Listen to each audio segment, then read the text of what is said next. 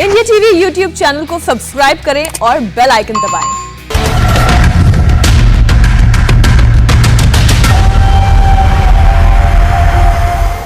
नमस्कार, आप देख रहे हैं मुकाबला और मैं हूं आपके साथ पंकज भार्गव। उत्तर प्रदेश में 8 महीनों के बाद विधानसभा चुनाव होने वाले हैं, लेकिन उससे पहले आज पूरे राज्य के 825 ब्लॉक में प्रमुख के चुनाव हुए। इन चुनावों को 2022 के विधानसभा चुनाव से पहले सेमीफाइनल के तौर पर देखा जा रहा है।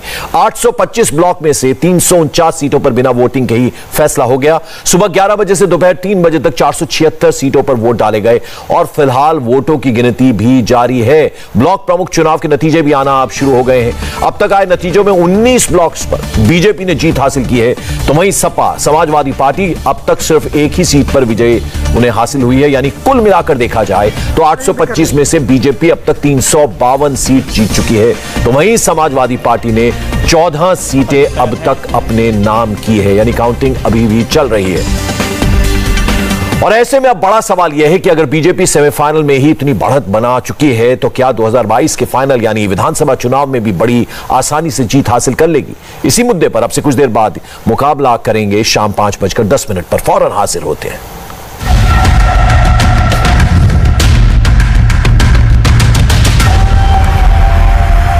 तो उत्तर प्रदेश में ब्लॉक प्रमुख चुनावों के नतीजे आने लगे हैं। नतीजों में फिलहाल बीजेपी बहुत आगे नजर आ रही है। ब्लॉक प्रमुख चुनाव के नतीजों के क्या मायने हैं? 2022 में विधानसभा चुनावों में इस चुनाव के नतीजों का कितना असर पड़ेगा, इस पर हम बहस करेंगे। मुकाबला में हमारे साथ कुछ खास मेहमान होंगे, उनका मैं तारुफ आपसे करवा दूं। बीजेपी की तरफ से हमारे साथ उत्तर प्रदेश के प्रवक्ता राकेश त्रिपाठी जुड़ेंगे, साथ ही साथ कांग्रेस प्रवक्ता साधना भारती हमारे साथ जुड़ेंगी। समाजवादी पार्टी की तरफ से हमारे साथ प्रवक्ता डॉक्टर अजीज खान जुड़ेंगे और साथ ही साथ हमारे साथ बीएसपी की तरफ से वरिष्ठ नेता सुधींद्र भदौरिया साहब जुड़ रहे हैं। इन सबसे हम बात करेंगे उत्तर प्रदेश के ब्लॉक प्रमुख चुनाव का कितना असर 2022 के चुनावों में दिखेगा। इस मुद्दे पर करेंगे नॉन स्टॉप बहस, बस इस छोटे से ब्रेक के बाद।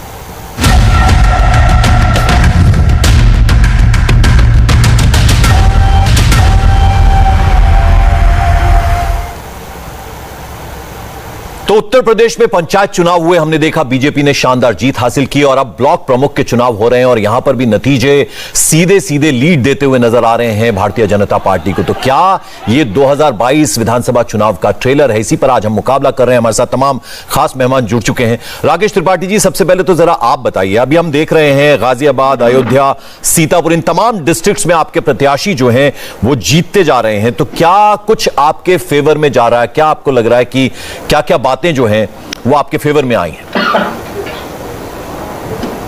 देखिए, जिस तरह का परिणाम आ रहा है, इस परिणाम के लिए भारतीय जनता पार्टी के जो कार्यकर्ता हैं, उन कार्यकर्ताओं को बहुत बधाई मिलनी चाहिए, जिन्होंने लगातार अपने अथक परिश्रम से एक संगठन का तंत्र खड़ा किया है। उत्तर प्रदेश के मुख्यमंत्री योगी आदित्यनाथ जी को इस बात का श्रेय दिया जाना चाहिए कि उत्तर प्रदेश के ग्रामीण क्षेत्रों में जिस तरह से विकास की योजनाएं वो लेकर के गए हैं, क्योंकि उत्तर प्रदेश ने पहले ग्रामीण क्षेत्रों में टूटी हुई सड़कें देखी हैं, उत्तर प्रदेश में ग्रामीण क्षेत्र में घंटों तक बिजली की कटौती देखी है। उत्तर प्रदेश में प्रधानमंत्री आवास के नाम पर जो अखिलेश यादव ने बैरियर लगा रखा था कि केंद्र से जो नरेंद्र मोदी सरकार से द्वारा जो प्रधानमंत्री आवास भेजे जाते थे वो रोक दिए जाते थे। आज केंद्र सरकार की तमाम योजनाएं जो गांव तक सीधे पहुंची हैं, विशेष करके नरेंद्र मोदी जी के जो किसानों के लिए समर्पित योजनाएं रही हैं, चाहे वो किसान फसल बीमा योजना रही हो, चाहे वो प्रधानमंत्री जी के द्वारा उर्वरक के लिए यूरिया के संदर्भ में निमकोटेड यूरिया रही हो, अलग अलग जो योजनाएं हैं, उन योजनाओं का लाभ आज ग्रामीण क्षेत्र के लोगों को मिला है और उसी कारण से आज ग्रामीण क्षेत्रों में भारतीय जनता पार्टी का जनाधार बढ़ा है और भारतीय जनता पार्टी ने ब्लॉक के चुनाव हो, जिला पंचायत के चुनाव हो,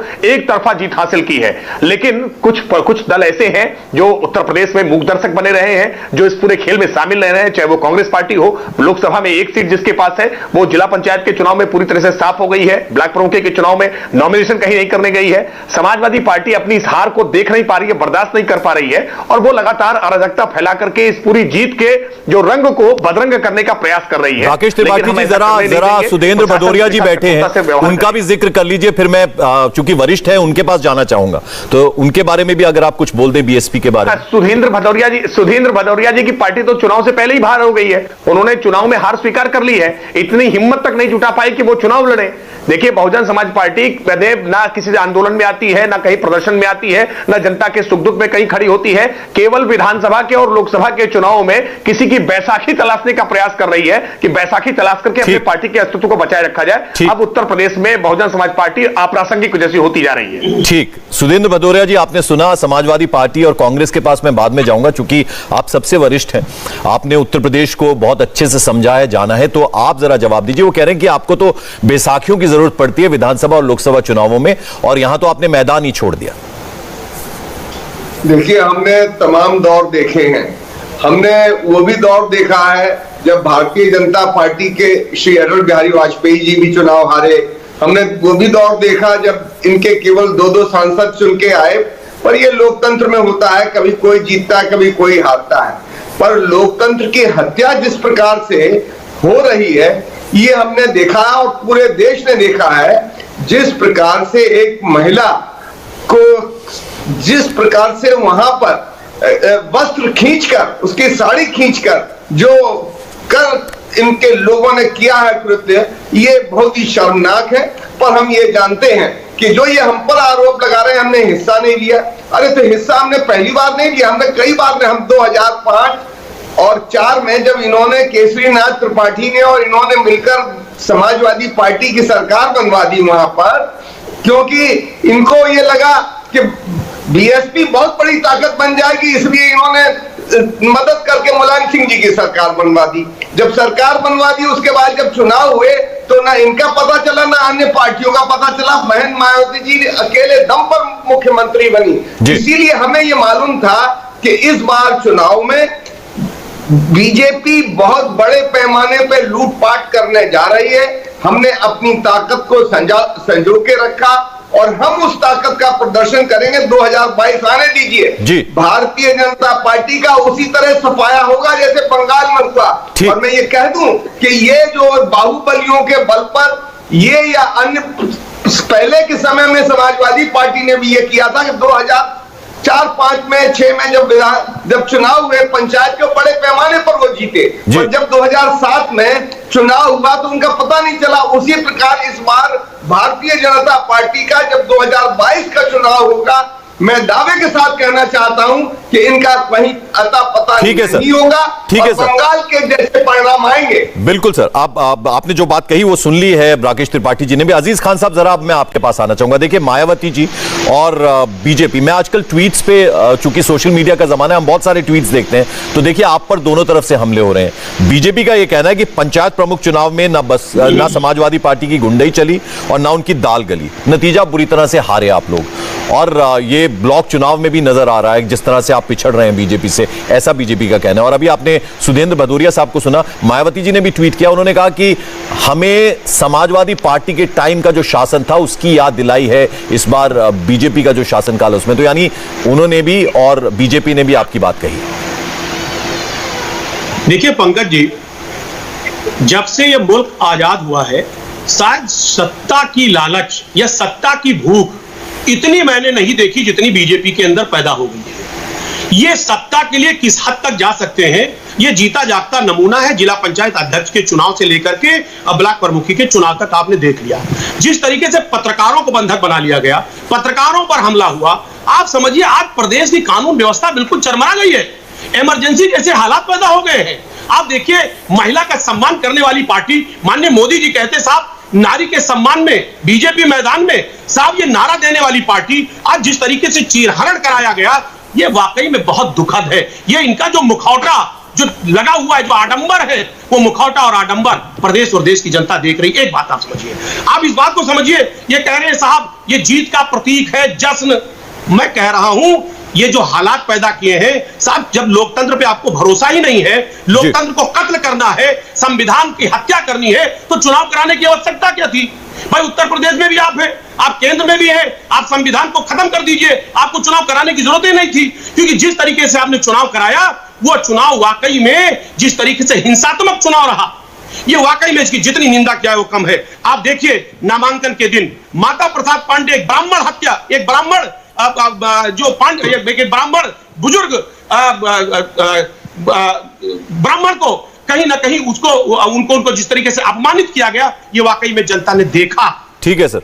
दूसरी बात आपको बताऊं जी, हत्याएं देखिए, बहराइच में इतनी बड़ी हत्या हुई। आप देखिए, एक लाइन से अगर फहरिस्त निकाली जाए पूरे प्रदेश की, तो कोई जिला छूता नहीं है जहां पर नंगा नाच ना हुआ हो। ठीक है, ठीक है नरंगा सर। नाच हुआ है। अजीज खान साहब, आपने अपनी बात कह दी और मैं देख रहा हूं राकेश त्रिपाठी जी बहुत ध्यान से, उस सुधींद्र भदौरिया साहब को भी उन्होंने सुना, आपको भी सुना। मैं उनके पास जाऊंगा, जवाब लूंगा मैं उनसे, लेकिन उससे पहले साधना जी आपके पास मैं आना चाहूंगा। देखिए, आपके ऊपर इल्जाम यह कि आप तो ना 3 में ना 5 में, ना प्रत्याशी मिले, ना प्रस्तावक, ना समर्थक, और इस तरह से निर्विरोध जो है वो एक तरह से चुनाव जीत रही है बीजेपी। तो ये सीधा सीधा आप पर आरोप।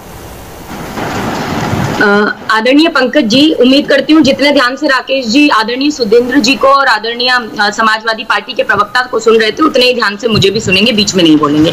सबसे पहले तो देखिए, चाहे वो जिला पंचायत के चुनाव हो अध्यक्ष के, चाहे ब्लॉक प्रमुख के हो, इस पर लोकप्रियता निर्धारित हम नहीं कर सकते कि इसके द्वारा हम कहें कि ये ऐसा हो गया और जनादेश मिल गया। ये एक अप्रत्यक्ष चुनाव है तो जनादेश की बात तो है ही नहीं। हाँ, जनादेश मिलेगा 2022 और 24 में, और एक ट्रेंड रहा है उत्तर प्रदेश में कि जो सत्तारूढ़ पार्टी जिला पंचायत अध्यक्ष का चुनाव जीतती है वो आने वाले विधानसभा चुनावों को हार जाती है और बुरी तरह से हारती है।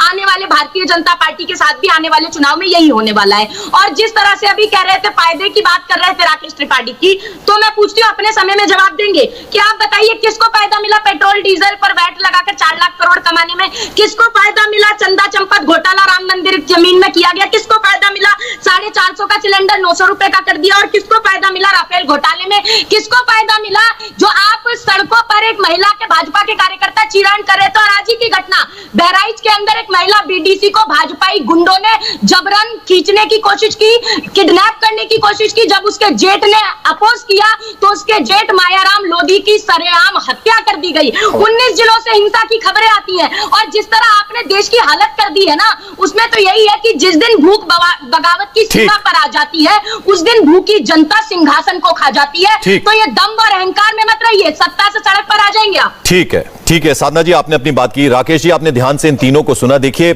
सीधे सीधे उनका ये कहना है कि पहली बात तो ये खुश मत होइए, जो पंचायत चुनाव है और जो ब्लॉक प्रमुख चुनाव है वो कहीं ऐसा नहीं होने जा रहा कि आप विधानसभा चुनाव में वो जीत हासिल करेंगे। सीधे सीधे इन तीनों ने कहा है। देखिए, हिंसा की बात इन तीनों ने उठाई है, तो मैं भी कह दूं कि मैं तमाम डिस्ट्रिक्ट से आज खबरें जिस तरह से आ रही है, सिद्धार्थनगर, अलीगढ़ हो, बाराबंकी हो, उसके अलावा संबल हो, ये तमाम जगह हिंसा हो रही है। तो छोटे चुनाव में इस तरह से हिंसा हो रही है, मारपीट हो रही है, पिटाई हो रही है, कई सदस्यों की हुई है, तो ऐसे में विधानसभा चुनाव में क्या होगा?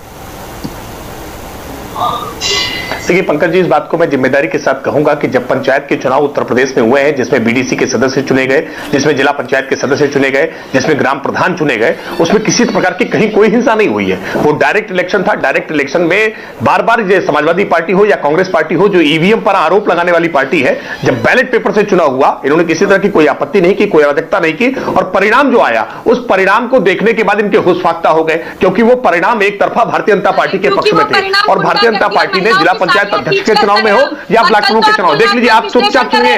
साधना जी, अभी आप इस बात की दुहाई दे रही थी कि राकेश त्रिपाठी जी चुपचाप मुझे ध्यान से सुने, और आपका धैर्य छूट गया। इतनी ही साधना जी, देखिए, जो आपने कहा था वही अब आप कह रही हैं। परिणाम कुछ अलग हो सकते थे, लेकिन चूंकि परिणामों के मामले में आप परिणाम साधना जी देखिए, दिखाई नहीं दे रहे, चुनाव मैदान में कहीं दिखाई नहीं दे रहे, केवल और केवल टीवी डिबेट में हल्ला करने से, टीवी डिबेट में नंबर स्कोर करने से जनता के बीच में जनाधार आपको नहीं मिलने वाला है। जनता के बीच में आप पूरी तरह से पराजित हुए, इस बात को स्वीकार करिए। कांग्रेस पार्टी को ढूंढे प्रस्तावक नहीं मिले हैं, कांग्रेस पार्टी को ढूंढे आज उम्मीदवार नहीं मिल रहे हैं। एक लोकसभा सीट और हाथ 5 का पंजाब का चुनाव निशान है ना, इस हाथ के पंजे में 5 उंगलियां होती हैं। इन 5 उंगलियों जितने आपके विधायक भी आज उत्तर प्रदेश में नहीं बचे। अपनी कांग्रेस पार्टी के बारे में आत्ममंथन करिए। कांग्रेस की अध्यक्षा श्रीमती सोनिया गांधी जी उत्तर प्रदेश से आती है, राहुल गांधी जी आपके पूर्व अध्यक्ष उत्तर प्रदेश से आते हैं, सारे बड़े नेता उत्तर प्रदेश से आते हैं, और इतनी दुर्दशा उत्तर प्रदेश में है, आत्ममंथन करने और आत्मचिंतन करने का विषय है। आप अपने अध्यक्ष, अपने नेतृत्व के बारे में चिंता नहीं कर पा रहे हैं। उत्तर प्रदेश में चुनाव क्या लड़ेंगे? पार्टी संगठन का चुनाव कर नहीं पा रहे, पार्टी अध्यक्ष का चुनाव कर नहीं पा रहे। उत्तर प्रदेश में जनता आपको क्यों चुनने वाली है? आप डिबेट में अराजकता फैलाइए। आपका साधना जी, एक मिनट जरा, साधना जी एक मिनट जरा मुझे सुन लीजिए प्लीज। साधना जी जरा मुझे सुन लीजिए। साधना जी एक मिनट, राकेश जी मैं जरा समझा दूं साधना जी को। साधना जी, जो बातें आपने कही थी कि जब मैं बोलूं तो बीच में कोई ना बोले, अब देखिए लगातार आप बोली हैं, दर्शकों तक ऐसे में बात नहीं पहुंचेगी। अब जरा प्लीज खामोशी से सुनिए, 1 मिनट जरा जवाब ले लीजिए। 1 मिनट नहीं साधना जी, देखिए नहीं, आप ही ने अभी बोला कि आपको कई जिलों से खबरें मिली, ये सरेआम जाफराम बाबा का झूठ छाप चूरन बांट रहे हैं। मैं राष्ट्रीय प्रवक्ता होने के नाते पूछ रही हूं ना कि जब आपने अरे भाई साधना जी, अगर आप ही बोलेंगी तो जवाब कैसे मिलेगा? देखिए और दो लोग भी हैं, वो भी सुन रहे हैं ना। नहीं, अब जरा खामोशी से सुनिए आप। मैं हिंसा पे जवाब मांग रहा हूं, हिंसा पे जवाब मांग रहा हूं। एक मिनट राकेश जी एक मिनट। साधना जी सुनिए मेरी बात। आपने जो जवाब मांगा हिंसा पर, वही मैंने इनसे सवाल पूछा। अब हम जरा जवाब लेंगे, बीच में मत बोलिएगा। देखिए दो और लोग भी हैं, वो खामोशी से सुन रहे हैं। आप बीच में अगर बोलेंगी तो डिबेट खराब होती है उससे। प्लीज जरा खामोशी से सुनिए। राकेश जी आप हिंसा पे जवाब दीजिए। देखिए प्रशासन, सरकार आपकी उत्तर प्रदेश में, जिम्मेदारी बनती है प्रशासन की, तो इस पे जवाब चाहिए उनको, साधना जी को भी, और शायद वो दोनों जो हमारे साथ शख्स हैं, सुदेंद्र भदौरिया जी और अजीज खान साहब, उन्होंने भी जवाब मांगा। देखिए पंकज जी, मैं इस बात को बहुत जिम्मेदारी के साथ कहूंगा कि उत्तर प्रदेश में 827 स्थानों पर जहां ब्लॉक प्रमुख के चुनाव हो रहे हैं, कुछ एक दर्जन स्थान ऐसे हो सकते हैं जहां पर हिंसा की घटनाएं हुई या अराजकता की कोशिश की है। कुछ लोगों ने षड्यंत्र के तहत वातावरण खराब करने की कोशिश की है। कौन है वो? लेकिन बाकी जिन स्थानों पर भारतीय जनता पार्टी चुनाव जीती है उसकी चर्चा न होने पाए, इस भारतीय जनता पार्टी के विजय अभियान का आज गुणगान न होने पाए, इसलिए षड्यंत्र रचने का प्रयास विपक्ष ने किया है और विशेषकर समाजवादी पार्टी के गुंडों ने किया है। सोशल मीडिया पर तमाम सारे पन्ने भरे पड़े हैं। आप फेसबुक देख लीजिए, ट्विटर देख लीजिए, समाजवादी पार्टी के नेता किस तरह से अपील कर रहे हैं कि आप लाठी डंडे लेकर के कार्यकर्ता मैदान में आओ। और मैं इस बात को फिर जिम्मेदारी के साथ कह रहा हूं कि आज जो हिंसा हुई है, ये हिंसा करने वाले अभ्यासता अपराधी नहीं है, ये पॉलिटिकल मोटिवेशन के साथ निकले हुए राजनीतिक कार्यकर्ता हैं। और राजनीतिक कार्यकर्ता, अजीज खान साहब देखिए इसका जवाब दीजिए, क्योंकि देखिए ये वीडियो वायरल भी हुआ था, जो जिक्र उन्होंने किया कि लाठी डंडे लेकर जाओ, लोकतंत्र है, लाठी तंत्र, वो वीडियो वायरल भी हुआ था। जवाब दीजिए अजीज खान साहब, आप जरा जवाब ले लेते राकेश जी। क्या प्रशासन इसका आप राजनीतिक संस्कृति को सुधारने की बजाय आप इस बात को डिस्कशन करने की बजाय पार्टी के नेताओं पर कार्रवाई करें, आप इस बात को लेकर के डिस्कशन कर रहे हैं। ठीक है, आप जरा सुन लीजिए अजीज खान साहब। देखिए पंकज जी, ये आपने भी देखा, आपका बहुत बड़ा चैनल है, और ये मैंने भी देखा, देश की जनता ने भी देखा। जिस तरीके से जिला पंचायत अध्यक्ष का जो चुनाव था, उसमें प्रशासन और शासन ने, डीएम एसपी मिलकर के चुनाव लड़े। हमारे प्रत्याशियों का उन्होंने घर तक खुदवा दिया, नामांकन तक नहीं करने दिया, जेसीबी बुला करके साहब भट्टा खुदवा दिया, भट्टे में पानी भरवा दिया। जिस तरीके से नंगानाच जिला पंचायत अध्यक्ष के चुनाव में हुआ, उससे ज्यादा बदतर हालत ब्लॉक प्रमुखी के चुनाव में हुआ है। आप देखिए, एक लाइन से एक लिस्ट देखिए। सीतापुर में हथगोले से वार किया गया, साहब वहां पे कितने कई लोग घायल हो गए। आप देखिए बीजेपी के विधायक लखीमपुर में शशांक वर्मा ने जिस तरीके से हड़काया, जिस तरीके से दबाव बनाया, दबंगई की, आप देखिए वीडियो वायरल हुआ। इसके बारे में ये क्या जवाब देना चाहेंगे? पुलिस प्रशासन की मौजूदगी में सिद्धार्थ नगर में जिस तरीके से तांडव हुआ, कौन जवाब देगा इसको? इसका लखीमपुर में जिस तरीके से महिला के साथ जिस तरीके से तांडव हुआ, जिस तरीके से चीरहरण हुआ, साहब ये कानून व्यवस्था है? कानून व्यवस्था की आपने धज्जियां उड़ा दी है। जिस तरीके से कानून व्यवस्था उत्तर प्रदेश में है, आज लोगों को उत्तर प्रदेश से डर लगने लगा। ठीक है, सुदेंद्र भदौरिया जी, आपने दोनों को सुना, आपने बीजेपी के प्रवक्ता को भी सुना, आपने यहां पर अभी समाजवादी पार्टी के अजीज खान साहब को भी सुना। आपसे मैं जानना चाहूंगा, देखिए सीधा सीधा आप पर यह आरोप है कि आपने तो मैदान ही छोड़ दिया। अरे भाई, युद्ध जो है वो लड़ा जाता है, उसको इस तरह से मैदान को छोड़ा नहीं जाता। तो अगर आपको लगता है कुछ गलत हो रहा है तो उस गलत को ठीक करना है ना, तो ऐसे में चुनाव तो लड़े जाते हैं, उसको छोड़ा नहीं जाता।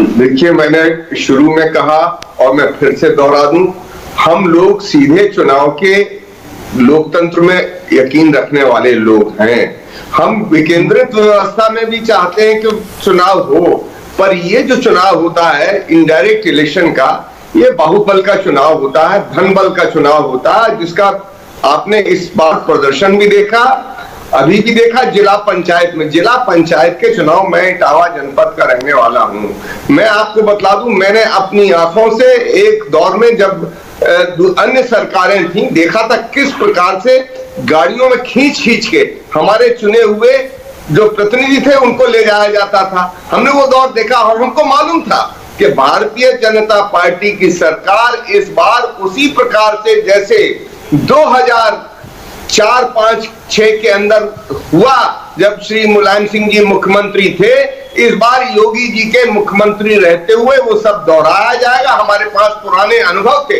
हमने ये भी देखा और आप जानते हैं किस प्रकार से सुश्री बहन मायावती जी, वो भी महिला थी, दलित महिला, उनके ऊपर हमला हुआ यूपी गेस्ट हाउस के अंदर। वो उसी दौर की सब कहानी है जब पंचायत के चुनाव में हमारे लोगों का वोट रोका जा रहा था, पर्चे भरने नहीं दिए जा रहे थे। हमने उस समय भी विरोध किया, पर मैं ये कहना चाहूंगा वर्तमान में हम जीते हैं, वो अतीत है हमारा। हम ये जरूर कहेंगे अगर हल्ला बोल की संस्कृति, चाहे वो इनकी हो या किसी और की हो, हल्ला बोल की संस्कृति इस देश के लोकतंत्र को कमजोर करेगी, इस देश के संविधान को कमजोर करेगी, और जो परम पूज्य बाबा साहब भीमराव अंबेडकर के द्वारा हम लोगों को दिया हुआ संविधान है, उसको तोड़ने का काम करेगी, जो आज भारतीय जनता पार्टी कर रही है। जिस प्रकार से दलितों पर हमला हो रहा है, आप देखिए वीडियो वायरल हो रहे हैं, किस प्रकार से डंडा कहां मारा जा रहा है, कहां किया जा रहा है, इसको मुझे दोहराने की जरूरत है उन शब्दों को। ये शर्मनाक है, निंदनीय है। और भारतीय जनता पार्टी की उत्तर प्रदेश की सरकार के रहते हुए जितना उत्पीड़न दलितों का हुआ है, महिलाओं का हुआ है, अल्पसंख्यकों का हुआ है, इतना कभी अतीत में नहीं। ठीक है, जवाब लेंगे राकेश त्रिपाठी जी से। साधना जी, आपके पास आना चाहूंगा। देखिए, अंग्रेजी में देखिए कहावत है, coming events cast their shadows before, यानी जिस तरह से पंचायत चुनाव में नतीजे आए, अब ब्लॉक प्रमुख चुनावों के नतीजे आ रहे हैं, बीजेपी लीड लेती हुई नजर आ रही है, शानदार जीत की तरफ बढ़ती हुई नजर आ रही है। नहीं लगता आपको कि ये जो है रिजल्ट ऐसा ही विधानसभा चुनाव में भी देखने को मिल सकता है? देखिए, भारतीय जनता पार्टी तो जहां जनादेश नहीं मिलता वहां भी सरकार बनाते हुए कईयों बार नजर आई है। चाहे वो मध्य प्रदेश ही क्यों ना हो, लोकतंत्र को लूटतंत्र बनाना, जनादेश नहीं तो धनादेश अपनाना, साम दाम दंड भेद का उपयोग करना, बाहुबल का प्रयोग करना, गुंडागर्दी का प्रयोग करना। मैंने तो आपको गिना दिया ना, आज ही की घटना बता रही हूं मैं। ये जवाब देते नहीं है राकेश त्रिपाठी। मैं तो राष्ट्रीय प्रवक्ता के नाते पूछ रही हूँ। कल भी इनसे पूछा तो ये महिलाओं के अपमान का तुलनात्मक विश्लेषण करने लगे। और दूसरी बात मैं पूछती हूँ इनसे कि अभी बहन मायावती जी का जिक्र चल रहा था, उनको जिन्होंने बहुत अभद्र टिप्पणी की, दयाशंकर सिंह जी, उनकी पत्नी को इन्होंने अपने मंत्रिमंडल में शामिल किया था। तो इनका पैमाना क्या है? इनका पैमाना है जातिवाद। जाति और धर्म को धंधा बनाने के सब प्रबंध हो जाते हैं और सत्ता की कुर्चन चाटने के लिए नेवलों के भी सांपों से संबंध हो जाते हैं। तो वही संबंध दिख रहे हैं। इनसे पूछ रहा हूं, महंगाई क्यों है तो चुप हो जाते हैं, बेरोजगारी क्यों है तो चुप हो जाते हैं, उत्तर प्रदेश में शिक्षकों का क्या हाल हुआ कोरोना में तो चुप हो जाते हैं। और मन की बात करने में इनके पास अव्वलता है। मन की बात करवा लो इनसे, लेकिन जन की और काम की बात कुछ नहीं करते। सवाल मैं बार बार पूछती हूँ कि अगर आप पिछड़े वर्ग की बात करते हैं तो मैं पूछती हूँ ना, राम मंदिर ट्रस्ट में खुद कल्याण सिंह जी ने कहा कि एक दलित और एक पिछड़े को बना दीजिए ट्रस्ट में, तो क्यों नहीं बनाया? खुद आदरणीय कल्याण सिंह जी को ही बना देते उस राम मंदिर ट्रस्ट के अंदर सदस्य। तो सिर्फ जाति को सिर्फ इन्होंने पैमाना रखा है, समुदाय को। छात्रा दीपा लोधी के लिए साक्षी महाराज ने पत्र में लिखा सीएम को कि उस छात्रा को आप। साधना जी, इतनी सारी चीजें एक साथ गिना देंगी तो जवाब कैसे लेंगे? देखिए, अब आपने जो बातें कह दी है सुन ली उन्होंने, एक साथ इतनी सारी चीजें गिना देंगी तो किस किस का जवाब देंगे वो आपको? एक एक करके देखिए, इतनी सारी चीजें एक साथ गिना दी आपने। हर चीज का जवाब राकेश त्रिपाठी जी, ठीक है, आप ठीक है राकेश त्रिपाठी जी, आपने जाति और धर्म को धंधा बना दिया है, साधना जी कह रही हैं। सुधींद्र भदौरिया साहब को आपने सुना, उन्होंने कहा कि धन बल बाहुबल का जो प्रयोग करके इस तरह के चुनाव जीते जाते हैं और दलितों को सबसे ज्यादा सहना पड़ा है उत्तर प्रदेश में बीजेपी की सरकार के दौरान। जवाब दीजिए। देखिए, सुधींद्र भदौरिया जी के लिए पहले कहूंगा, एक पुरानी कहावत है, नाच ना आवे आंगन टेढ़ा। बहुजन समाज पार्टी ने यह जवाब देना चाहिए कि लालजी वर्मा को रामअचल राजभर, जो पार्टी के संस्थापक अध्यक्ष भी रहे हैं, विधानसभा के भी अध्यक्ष, विधानसभा में भी बड़े नेता रहे हैं, आखिरकार क्यों उनको इन्होंने अपनी पार्टी से बर्खास्त किया? इसलिए क्योंकि जिला पंचायत के चुनाव में बहुजन समाज पार्टी में भयंकर रूप से अराजकता दिख रही थी, भगदड़ मच गई थी, कोई नेतृत्व की बात सुनने को तैयार नहीं था और इसी नाते इतने सीनियर लीडर्स को बहुजन समाज पार्टी को अपनी पार्टी से बाहर निकालना पड़ा। जब चुनाव में पराजय दिखाई पड़ गई तो इन्होंने कह दिया अब हम चुनाव नहीं लड़ेंगे। तो ये कहने से काम नहीं चलेगा। वास्तविकता ये है, आपकी पोल खुल गई है, आपका जनाधार नहीं है, ये बात पूरा उत्तर प्रदेश जानता है। क्योंकि अब जहां तक बात साधना बहन की रही, बहन साधना को थोड़ी जानकारी कम है। क्या है, कांग्रेस दफ्तर में जो पाठ्यक्रम पढ़ाया जाता है उसी पाठ्यक्रम को आकर के यहाँ बांट देते हैं। उनके यहाँ पाठ्यक्रम पढ़ाने वाले जो शिक्षक है ना, वो थोड़े अपडेटेड नहीं है, उन्हें जानकारी नहीं है। राकेश जी, आप जरा हमारे साथ बने रहिए। सारे मेहमानों से मैं कहना चाहूंगा आप हमारे साथ बने रहिए। एक बड़ी खबर आ रही है, जरा वो बताना जरूरी है। मुकाबला में बहस के बीच आपको एक बड़ी खबर बता दें, आतंक के खिलाफ नो टॉलरेंस नीति के तहत सरकार ने एक बड़ी कार्रवाई की है। हिजबुल प्रमुख सैयद सलाउद्दीन के बेटों के खिलाफ जम्मू कश्मीर सरकार ने बड़ा एक्शन लिया है। जम्मू कश्मीर सरकार ने सलाउद्दीन के 2 बेटों को गवर्नमेंट की जो जॉब है उससे बर्खास्त कर दिया है। यह कार्रवाई आतंकी कनेक्शन और टेरर फंडिंग के मामले में की गई है। हिजबुल के चीफ सलाउद्दीन को, दोनों बेटों को अलावा 9 और सरकारी कर्मचारियों को जम्मू कश्मीर सरकार ने बर्खास्त किया है। टेरर फंडिंग केस की जांच के दौरान एनआईए को इन लोगों के खिलाफ अहम सबूत मिले हैं। हमारे सीनियर एडिटर देवेंद्र पराशर हमारे साथ जुड़ेंगे, उनसे इस बारे में बात करेंगे। तो सैयद सलाउद्दीन के 2 बेटों को गवर्नमेंट जॉब से बर्खास्त कर दिया गया है, यानी आतंक के खिलाफ सरकार की ये जो नो टॉलरेंस नीति है उसके तहत ये बड़ी कार्रवाई की गई है। हिजबुल प्रमुख सैयद सलाउद्दीन के बेटों के खिलाफ जम्मू कश्मीर गवर्नमेंट ने बड़ा एक्शन लिया है। जम्मू कश्मीर सरकार ने सलाउद्दीन के दोनों बेटों को सरकारी नौकरी से बर्खास्त कर दिया है। यह कार्रवाई आपको, जैसे कि हम बता रहे हैं, आतंकी कनेक्शन और टेरर फंडिंग के मामले में की गई है। हिजबुल के चीफ सलाउद्दीन के दोनों बेटों के अलावा 9 और गवर्नमेंट सर्वेंट्स हैं जो सरकारी कर्मचारी हैं, उनको भी जम्मू कश्मीर सरकार ने बर्खास्त कर दिया है। टेरर फंडिंग केस की जांच के दौरान एनआईए को इन तमाम लोगों के खिलाफ अहम सबूत मिले हैं। तो बड़ी खबर आपको बता दें, टेरर फंडिंग केस की जांच में ये तमाम जानकारियां सामने आई। हिजबुल प्रमुख सैयद सलाउद्दीन के दोनों बेटों के खिलाफ बड़ी कार्रवाई जम्मू कश्मीर सरकार ने की है। दोनों बेटों को गवर्नमेंट जॉब से बर्खास्त कर दिया गया है। इनके अलावा 9 और लोग हैं, 9 और सरकारी कर्मचारी हैं जिनको की बर्खास्त किया गया है जम्मू कश्मीर सरकार के द्वारा। तो यानी कुल मिलाकर 11 इनकी संख्या है। और सरकार ने सलाउद्दीन के बेटे सैयद शकील अहमद और शाहिद यूसुफ दोनों को सरकारी नौकरी से बर्खास्त कर दिया है। तो जम्मू कश्मीर सरकार ने सलाउद्दीन के बेटे सैयद शकील अहमद और शाहिद यूसुफ दोनों को सरकारी नौकरी से बर्खास्त कर दिया है। हिजबुल का चीफ है सैयद सलाउद्दीन, जिसके दोनों बेटे हैं। इनके अलावा 9 और जो गवर्नमेंट सर्वेंट्स हैं उनकी भी नौकरी ले ली गई, यानी उनको भी सरकारी नौकरी से बर्खास्त कर दिया गया। तो कुल मिलाकर 11 लोग हैं ये, जिनमें 2 सलाउद्दीन के बेटे हैं। और एनआईए इस पूरे मामले की जांच कर रही थी। उसी की कार्रवाई के तहत जो तमाम सबूत हाथ में लगे हैं, उन सबूतों के आधार पर यह सख्त कार्रवाई की गई है जम्मू कश्मीर सरकार के द्वारा। एक बार फिर से आपको एक बड़ी खबर बता दें, जम्मू कश्मीर सरकार ने नो टॉलरेंस नीति के तहत एक बड़ी कार्रवाई की। हिजबुल प्रमुख सैयद सलाउद्दीन के दोनों बेटों के खिलाफ बड़ा एक्शन लिया गया है जम्मू कश्मीर सरकार के द्वारा। और सरकार ने सलाउद्दीन के बेटे सैयद शकील अहमद और शाहिद यूसुफ दोनों को ही सरकारी नौकरी से बर्खास्त कर दिया है।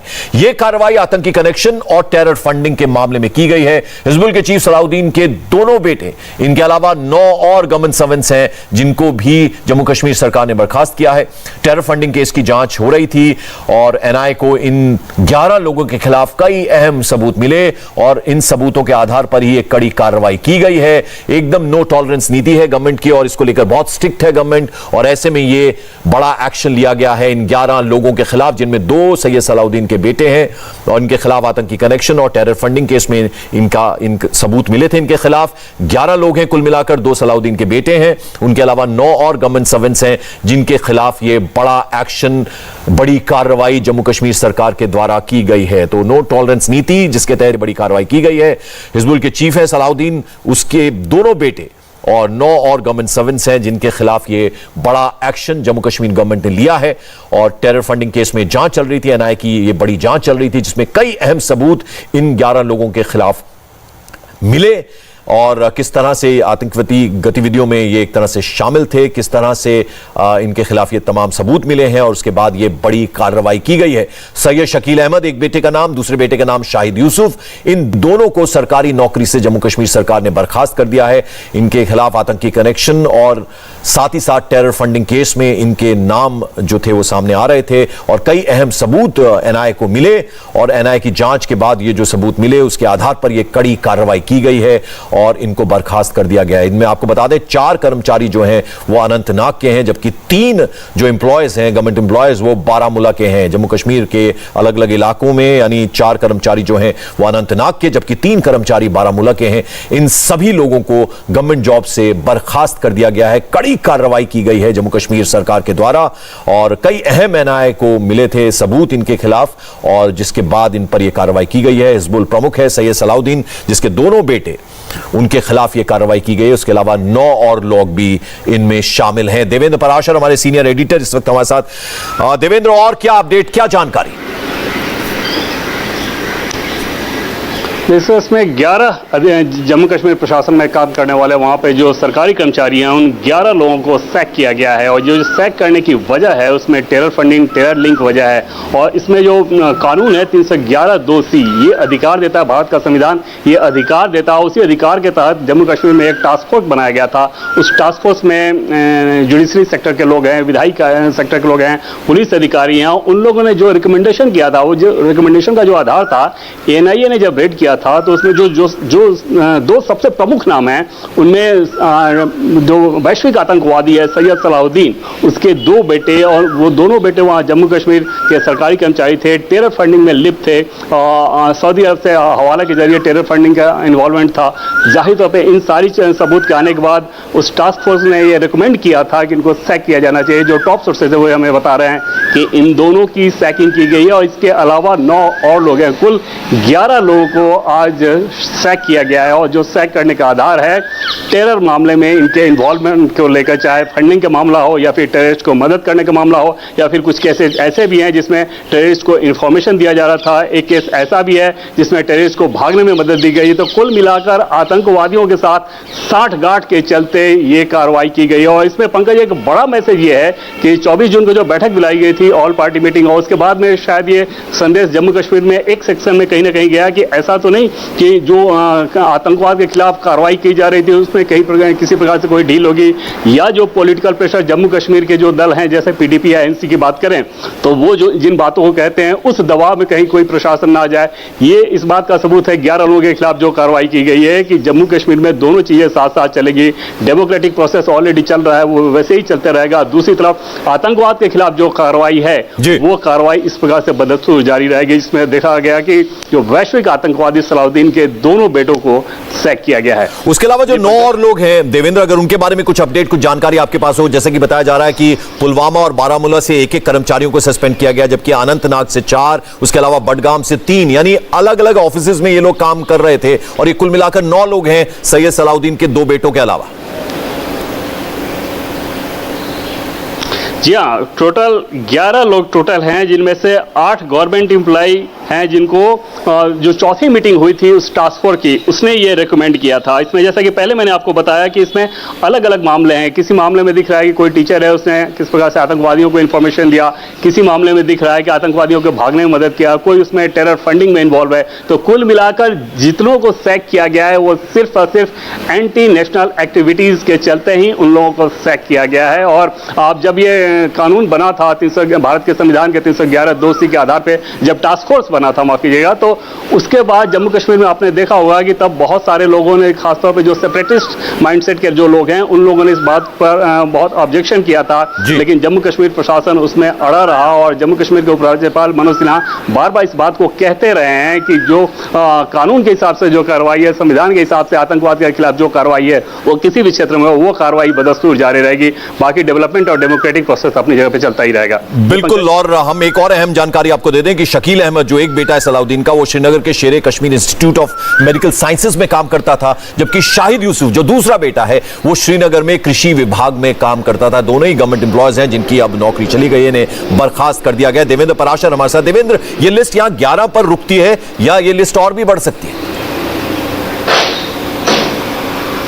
नेपाल निश्चित तौर पे लिस्ट आगे आने वाले दिनों में और भी बढ़ेगी। और आप देखें तो NIA ने जो कार्रवाई की है ये सारी चीजें की जा रही है पंकज बहुत ठोस सबूत के आधार पर, कागजी सबूत के आधार पर। जैसे सलाहुद्दीन के बेटे की ही बात कर ले तो जब उसके घर पे रेड पड़ा था तो उस रेड में पहले तो पूछताछ में उसने ये कबूला कि किस प्रकार से सऊदी अरब से हवाला के जरिए, और उसमें उसके पिताजी के निर्देश पर वो ये कर रहा था, और हवाला के जरिए उसने पैसे यहाँ पे मंगाए और दिल्ली होते हुए फिर श्रीनगर पहुंचा हवाला के जरिए, और कैसे टेररिस्ट एक्टिविटीज के लिए उस पैसे को दिया गया था। और दूसरी चीज को उसमें फिर बहुत सारे कागजात भी मिले थे सबूत के तौर पे, फिर उसके बहुत सारे रिलेटिव्स के घर पे छापेमारी की गई थी।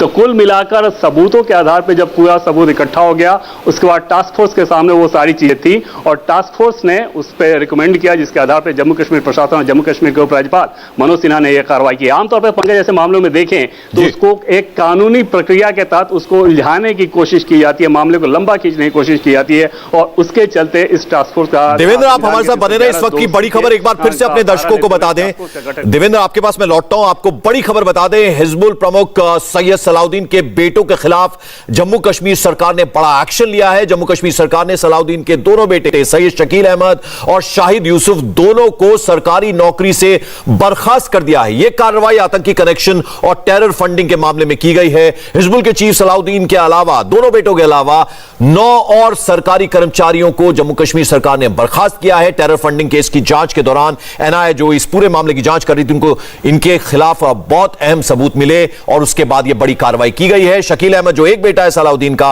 वो श्रीनगर के शेरे Kashmir institute of medical sciences में काम करता था, जबकि दूसरा बेटा शाहिद यूसुफ श्रीनगर में कृषि विभाग में काम करता था। देवेंद्र पराशर लगातार हमारे साथ बने हैं। देवेंद्र, ये जो 9 और लोग हैं, इनके बारे में भी कुछ डिटेल क्या मिल पाई है?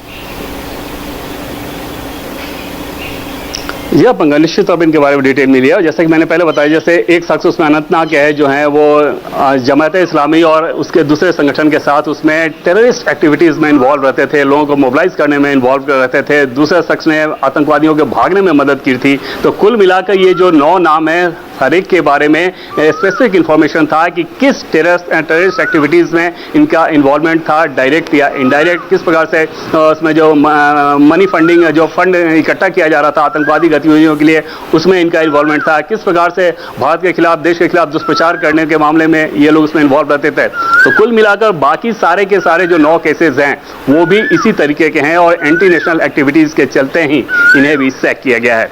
पंकज, देवेंद्र, बड़ा सवाल यह है कि अब यह एक्शन एक बड़ा एक्शन है कि इनको नौकरी से बर्खास्त कर दिया गया, लेकिन अब इनके खिलाफ जांच चलेगी और भी बड़ी कार्रवाई इसके अलावा भी हो सकती है।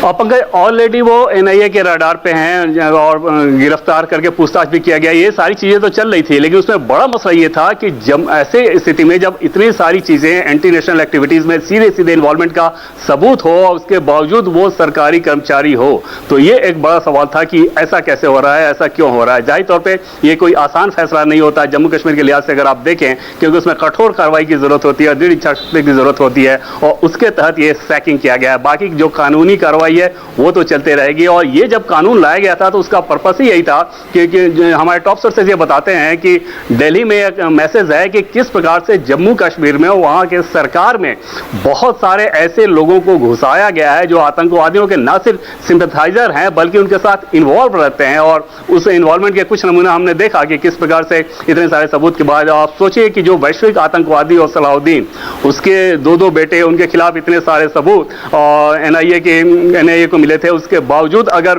वो वहां पे सरकारी कर्मचारी बने हुए हैं तो जाहिर तौर पर कहीं ना कहीं ये बात कचोट रही होगी व्यवस्था को या दिल्ली को, और उसके तहत ये फैसला लिया गया है कि इन सबों की सैकिंग की जाए। और आगे आने वाले दिनों में पंकज, ऐसा लगता है कि बड़े पैमाने पर यह देखने को मिलेगा और लगातार ये प्रक्रिया जारी रखी जाएगी कि जो भी लोग जम्मू कश्मीर सरकारी कर्मचारी हैं, अगर उनके खिलाफ एंटी नेशनल एक्टिविटीज का कोई भी सबूत है तो उनके खिलाफ कार्रवाई की जाएगी। देवेंद्र, जैसा कि आप बता रहे थे कि list does not and here, यानी 11 पर यह लिस्ट नहीं रुकती है, ये संख्या, ये नंबर और बढ़ सकता है। या निश्चित तौर पे ये इसको सिर्फ आप एक इंस्टॉलमेंट समझें कि इस इंस्टॉलमेंट के तहत जो टास्क फोर्स की मीटिंग होती है तो उस टास्क फोर्स की मीटिंग में सारे सबूत और कागजात के आधार पे ये फैसला लिया जाता है। जैसा कि पहले मैंने आपको बताया कि उस टास्क फोर्स में पुलिस के भी लोग हैं, जुडिशरी से संबंधित हैं, विधायी कार्य से संबंधित लोग हैं, तो बहुत सारे सबूतों के अध्ययन के बाद ये फैसला किया जाता है। तो उसमें पहली बैठक में 3 लोगों के बारे में रिकमेंडेशन था, दूसरी बैठक में 8 लोगों के बारे में रिकमेंडेशन था और इन कुल 11 लोगों को एक साथ, मतलब 3 और 8 दोनों मिलकर 11 लोगों को एक साथ तय किया गया है। आगे फिर टास्क फोर्स की बैठक होगी और यह तय मानिए कि यह सिलसिला अभी आगे चलता रहेगा। चलिए, बहुत बहुत शुक्रिया इस तमाम अपडेट, इस जानकारी के लिए देवेंद्र पराशर आपका।